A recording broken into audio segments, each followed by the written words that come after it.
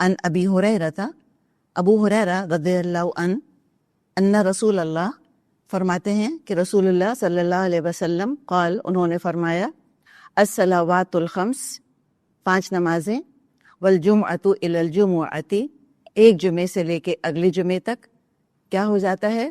کفارۃ لما بینہن، ان تمام گناہوں کا کفارہ بن جاتی ہیں جو کہ ان کے درمیان کیے گئے. یعنی کہ فجر کی نماز پڑھی، اس کے بعد ظہر کا وقت ابھی نہیں آیا، جب ظہر کا وقت آیا تو ظہر کی نماز پڑھ لی، تو فجر سے ظہر کے درمیان جتنے صغیرہ گناہ ہوئے ہوں گے اللہ تعالیٰ اس کو معاف فرما دے گا. اسی طرح 2 نمازوں کے درمیان معاملہ ہوتا رہتا ہے، اسی طرح ایک جمعے سے لے کے اگلے جمعے کا معاملہ بھی یہی ہوتا ہے. ہاں، کیا چیز ہے جس کا خیال رکھنا ہے؟ ما لم تخشل کبائر، جب تک کہ کبیرہ گناہوں کا ارتکاب نہ کیا جائے.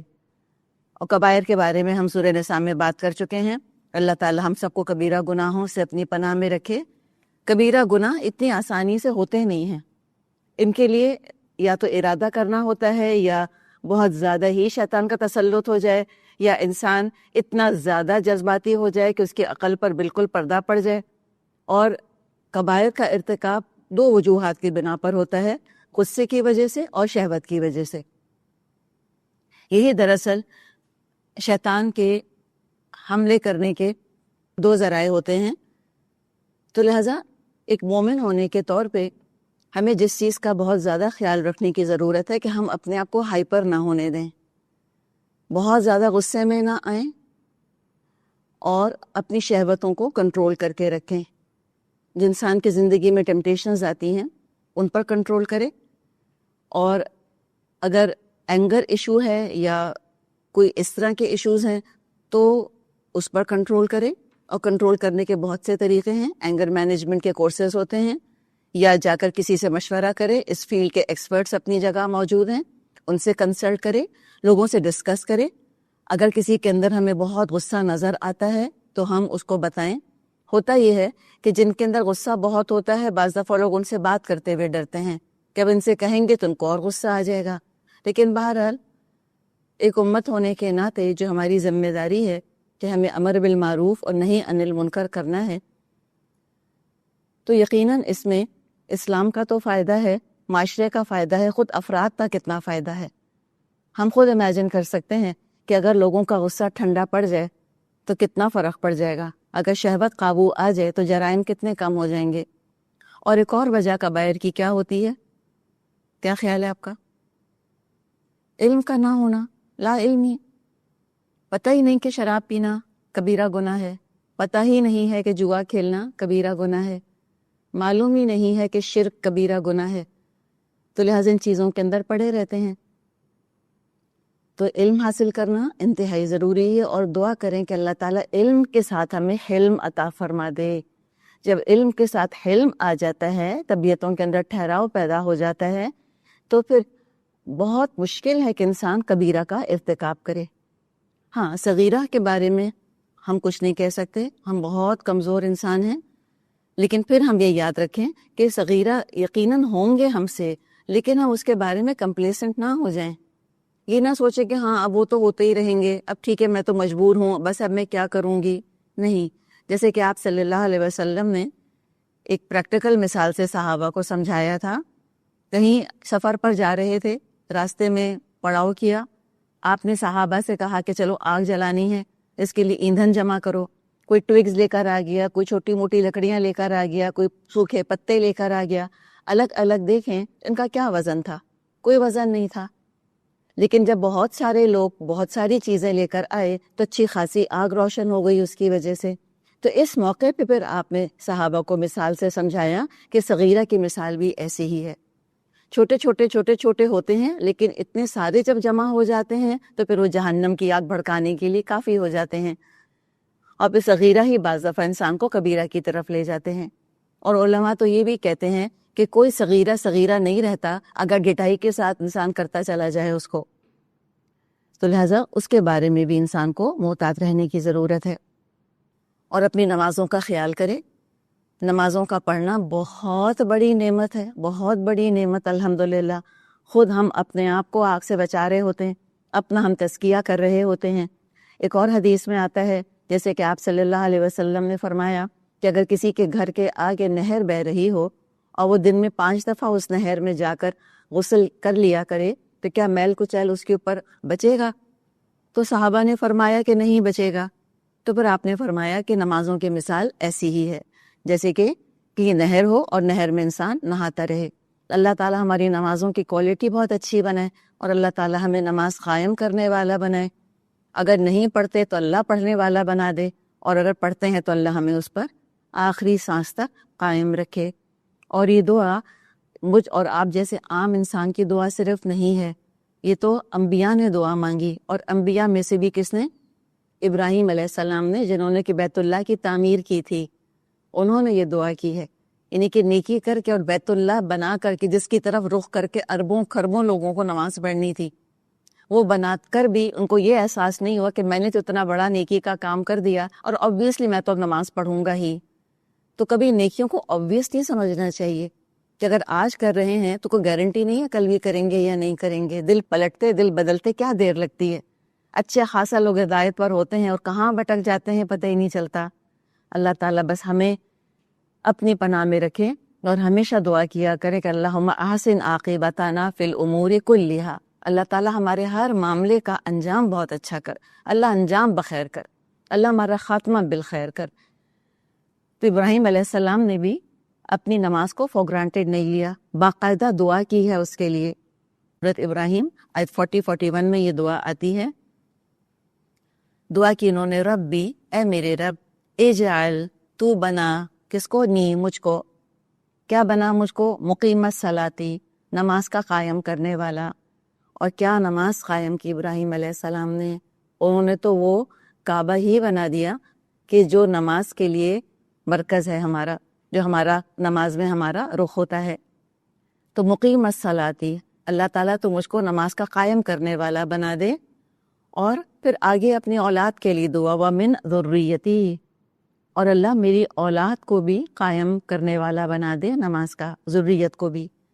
تو اپنی اولاد کے لیے جہاں ہم دنیا مانگتے ہیں، اور بالکل مانگنی چاہیے، اللہ سے نہیں مانگیں گے تو کس سے مانگیں گے؟ ان کے لیے دنیا کی آسائشیں، دنیا کے آرام، ان کے لیے خوشیاں، ان کے لیے کامیابیاں یقیناً ہم مانگتے ہیں. لیکن پھر ہمیں پتہ ہے کہ ساری عارضی کامیابیاں ہیں. اصل کامیابی تو پھر اللہ کے ہاں کامیابی ہوگی. اور کامیاب کون ہوگا؟ جس کی نمازیں اچھی نکلیں. سورۃ مومنون کا آغاز ہی اس سے ہوتا ہے، قد افلح المؤمنون، فلاح پالی مومنوں نے. کنہوں نے فلاح پالی؟ جو نماز میں خشوع اختیار کرتے ہیں. یعنی پڑھنے نہ پڑھنے کا تو کوئی کویسچن ہی نہیں ہے. کوالٹی آف نماز پر وہ پریشان ہوتے ہیں کہ ایسا تو نہیں میری نماز جو ہے ویسے ایبسینٹ مائنڈیڈلی پڑھی گئی اور میں نے اس کے اندر دل نہیں لگایا اور اللہ کا میں نے احساس نہیں کیا. تو کوانٹٹی کا تو مسئلہ ہوتا ہی نہیں مومن کو، وہ تو کوالٹی پر پریشان ہوتا ہے.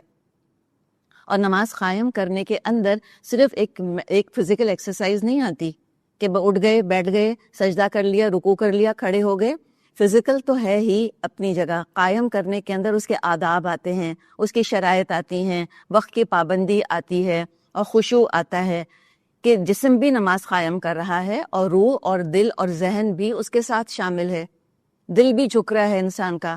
دل اگر فرعون بنا ہوا ہے اور سر جھک رہا ہے تو کیا ہوا؟ جیسے کسی نے کہا نا کہ تیرا دل تو ہے صنم آشنا، تجھے کیا ملے گا نماز میں؟ تم تو اتنے مست ہو دنیا کے اندر، دنیا خود ایک بت بنی ہوئی ہے، نماز میں دنیا تمہارا پیچھا نہیں چھوڑتی، اور سجدے کر کے کیا ملے گا؟ لیکن نعوذ باللہ اس کا مطلب یہ نہیں کہ اگر نمازوں کے اندر دھیان بھٹکتا ہے تو نماز ہی پڑھنی چھوڑ دیں. بعض دفعہ لوگ یہ دلیل بھی دیتے ہیں کہ بھئی میں تو دل نہیں لگا سکتی، ہمارا تو دھیان بڑا بھٹکتا رہتا ہے، تو پھر کیا فائدہ نماز پڑھنے کا؟ نعوذ باللہ. نہیں، کوالٹی اگر اچھی نہیں ہے تو کوانٹٹی چھوڑ دیں گے تو کیا فائدہ ہوگا؟ کوانٹٹی اپنی جگہ پوری کریں اور کوالٹی کو بہتر کرنے کی کوشش کریں، not the other way round, اگلی طرف نہ چلیں. اللہ تعالیٰ اس طرح میری اولاد کو نماز پڑھنے والا بناتے. اور سچی بات ہے، دیکھیں جس نے نماز کی حفاظت کر لی اس نے پورے دین کی حفاظت کر لی. عمر رضی اللہ عنہ یہ بات فرمایا کرتے تھے کہ جس نے نماز کی حفاظت کی اس نے پورے دین کی حفاظت کی. وقت پر نماز پڑھنی ہے، اچھی طرح وضو کر کے پڑھنی ہے، پورے ادب کے ساتھ، پورے خشوع کے ساتھ پڑھنی ہے، ڈفرینٹ صورتیں پڑھنے کی اس کے اندر کوشش کریں، ڈیلے نہیں کریں نماز کو. وضو کے اندر ریلیکس نہ ہو جائیں کہ اندازہ ہو گیا ہے کہ ہاں وضو ٹوٹ گیا تھا پھر بھی چلائیں اس کو کہ نہیں چلو کوئی بات نہیں، ایک نماز تو میں پڑھ ہی لیتی ہوں، اب کون جائے وضو کرے. اور پتہ نہیں شیطان وضو میں کیا الکس ڈالتا ہے انسان کے اندر، اتنی سستی ڈالتا ہے. وضو ہو تو نماز بڑی ہلکی لگتی ہے، اور وضو نہیں کیا تو بعض دفعہ وضو کا نہ کرنا ہی نماز کے ڈیلے کا سبب بن جاتا ہے کہ اچھا اٹھتے ہیں ابھی وضو کرتے ہیں، اچھا چلو ابھی وضو کرتے ہیں پھر نماز پڑھتے ہیں. تو پورے ادب آداب کے ساتھ انشاءاللہ اللہ تعالیٰ کرے کہ میں اور آپ اپنی نمازوں کو قائم کریں، اور پھر گڑ گڑا کے کیا کہہ رہے ہیں؟ ربنا، اے میرے رب، وتقبل دعا، اللہ میری دعا قبول فرما. اب پہلے تو ربی کہا تھا، ربی جعلنی مقیم الصلاۃ، پہلے تو اپنے لیے کر رہے تھے دعا، پھر آگے چل کر کیا ہوا؟ اولاد کو بھی شامل کر لیا.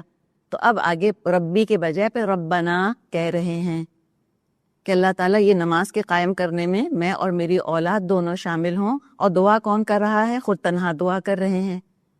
ربنا وتقبل دعا، اور اللہ میری دعا قبول فرما لے. نبی ہوتے ہوئے، خلیل اللہ ہوتے ہوئے، انہوں نے پھر دعا کی قبولیت کو بھی فور گرانٹیڈ نہیں لیا کہ بس میں نے مانگا تو میرا تو ملنا تو میرا حق ہے. یہ بات ہم یاد کر لیں کہ اللہ پر کسی کا کوئی حق نہیں ہے، کوئی حق نہیں ہے. جو اللہ کی طرف سے ملا گریس ہے، احسان ہے اللہ تعالیٰ کا. اور یہ ہمیں اپنا ایٹیٹیوڈ بنانا ہوگا، اس لیے کہ آج کل کا جو دور ہے خاص طور پہ اس میں ایک سینس آف انٹائٹلمنٹ لوگوں کے اندر بہت ہے. Of course I deserve it, of course this is how I should be treated. تو اپنا حق بہت زیادہ مانگنے لگ گئے ہیں. ٹھیک ہے، اپنے حقوق کا انسان کو احساس ہونا چاہیے، لیکن اس کی لمیٹیشن بھی ہونی چاہیے. یہ نہ ہو کہ اپنے حقوق کے بارے میں اتنے حساس، اتنے سینسٹیو، اتنے پرٹیکولر ہو جائیں کہ پھر اللہ پر بھی حق جمانے لگ جائیں. جس اس دن کہیں ایک کچھ میسج پڑھنے کا اتفاق ہوا، تو اس میں لکھا یہ تھا کہ کوئی خاتون کہہ رہی تھیں کہ سو واٹ، اللہ ہم کو دیتا ہے، اللہ نے خود ہی پیدا کیا ہے نا مجھ کو، میں نے تو نہیں کہا تھا مجھ کو پیدا کرے، جب خود ہی پیدا کیا تو کھلائے نا پھر مجھ کو، پھر دے نا مجھ کو. اب اس میں انسان کو بعض دفعہ ترس بھی آتا ہے کہ پتہ نہیں کہاں لا علمی کے اندھیروں میں ہیں، پتہ نہیں بیچارے لوگ اللہ سے کتنا دور ہیں کہ ان کے اندر یہ غصہ اپنے پیدا ہونے پر غصہ ہے کہ ہمیں پیدا کیا کیوں. اور اگر ہم جان لیں کہ اللہ تعالیٰ نے ہمیں جنت کے لیے پیدا کیا ہے، اللہ تعالیٰ نے ہم کو پیدا اس لیے کیا ہے کہ اللہ تعالیٰ ہم پہ رحم فرمائے، اللہ تعالیٰ نے پیدا ہم کو اس لیے کیا ہے کہ دنیا کی ہم نعمتوں کو انجوائے کریں، ہم اللہ کا کتنا کتنا شکر ادا کریں، ہم کیسے کیسے اللہ کی فرما برداری کریں. اور اگر ہمیں پتہ چل جائے کہ اللہ کے فرما برداری میں سکون کتنا ہے، میرا اپنا دماغ کتنا پرسکون ہو جاتا ہے، میرا اپنا دل کتنا ہلکا ہو جاتا ہے، میری اپنی فکریں کتنی کم ہو جاتی ہیں، تو انسان کتنے دل سے نماز پڑھے. لیکن وہ پھر دل والی بات ہے کہ انسان دل سے نماز پڑھے. تو انبیاء نے کسی نعمت کو فور گرانٹیڈ نہیں لیا، کوئی حق اللہ کے اوپر نہیں جمایا، اور بڑی عاجزی کے ساتھ دعا کی کہ اللہ تو میری یہ دعا قبول کر لے. دعا کر کے پھر دعا کرنی چاہیے کہ اللہ تعالیٰ میری دعا قبول کر لے. ربنا، اے ہمارے رب، اغفر لی، ربنا اغفر لی، اے ہمارے رب مجھے بخش دے. اللہ عاجزی تو دیکھیں، یہ ہوتے ہیں اللہ کے نیک بندے، کوئی ان کے اندر غرور نہیں، کوئی تکبر نہیں کہ اتنا تو کر لیا، اوبویسلی بخشے بخشائیں. وہی والی بات کہ نہ سینس آف انٹائٹلمنٹ، نہ اللہ تعالیٰ کی کسی نعمت کو فور گرانٹیڈ لینا کہ آف کورس یہ تو ہوگا ہی میرے ساتھ، آف کورس اللہ مجھے بخشے گا، مجھے نہیں بخشے گا تو کس کو بخشے گا، اتنا کام تو کیا اللہ کے لیے، ساری نمازیں تو پڑھی ہیں، بیت اللہ بنا دیا ہے میں نے، بیٹا قربان کر دیا میں نے، گھر چھوڑ دیا میں نے. بعض دفعہ ہم تو ایک پوری لسٹ اللہ کو بتانے بیٹھ جاتے کہ اللہ میں نے کتنا کچھ کیا تیرے لیے. تو جہاں ہم اللہ پر حق نہیں جما سکتے تو وہاں احسان کا کیا سوال پیدا ہوتا ہے؟ ہم کیا اللہ پر احسان رکھ سکتے ہیں؟ کوئی احسان نہیں رکھ سکتے. اللہ کا احسان، اگر اللہ اپنی راہ میں ہمیں کچھ کرنے کی توفیق عطا فرما دے، اپنے ہی درجے بلند کر رہے ہیں. اللہ تعالیٰ فرماتا نا جو اچھائی کرو گے اپنے لیے کرو گے، برا کرو گے اپنے لیے کرو گے. اللہ کو کیا فائدہ دے سکتے ہو؟ اس کے لیے کیا نقصان ہو سکتا ہے؟ کچھ بھی نہیں.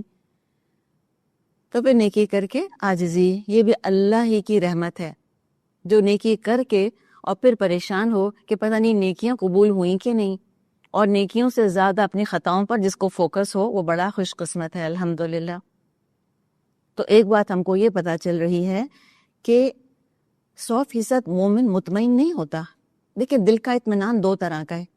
ایک اطمینان کیا دنیا کی طرف سے کہ دنیا کی فکریں اس کو کھاتی نہیں ہیں، ٹھیک ہے نا. دنیا میں غم پڑتے ہیں ہمارے اوپر یا نہیں پڑتے؟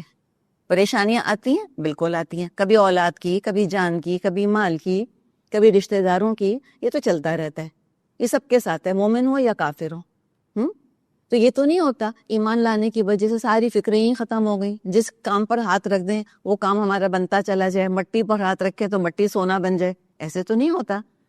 تو جب ہم یہ کہتے ہیں کہ دل کا اطمینان، مطلب ہے کہ دنیا نہیں پریشان کرتی انسان کو بہت زیادہ، لیکن ایک اور پریشانی زیادہ آ جاتی ہے، حاوی ہو جاتی ہے، وہ آخرت کی پریشانی ہے. وہاں اس طرف سے مومن مطمئن نہیں ہوتا، نیور، جب تک کہ وہ اللہ تعالیٰ سے سن نہ لے کہ میں نے تجھ کو بخش دیا، ادخلی فی عبادی فدخلی جنتی. جب تک وہ یہ نہیں سن لے گا اپنے سر کے کانوں سے، قیامت کے دن اس کو چین آنے والا نہیں ہے. اور کبھی ہم اگر پڑھیں کہ قیامت کے دن انبیاء کتنے بے چین تھے، کتنے اپسیٹ ہوں گے وہ قیامت کے دن، تو جب وہ اپسیٹ ہوں گے تو بتائیں میں اور آپ ہماری کیا حیثیت ہے. تو دعا کی انہوں نے کہ ربنا اغفر لی، اے ہمارے رب مجھے بخش دے.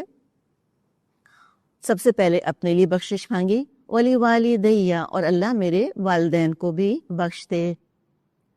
والدین کی بخشش کی ضرور دعا کرنی چاہیے. اب ہم کہیں کہ ابراہیم علیہ السلام کے والد تو مشرک تھے، تو انہوں نے کیوں دعا کی؟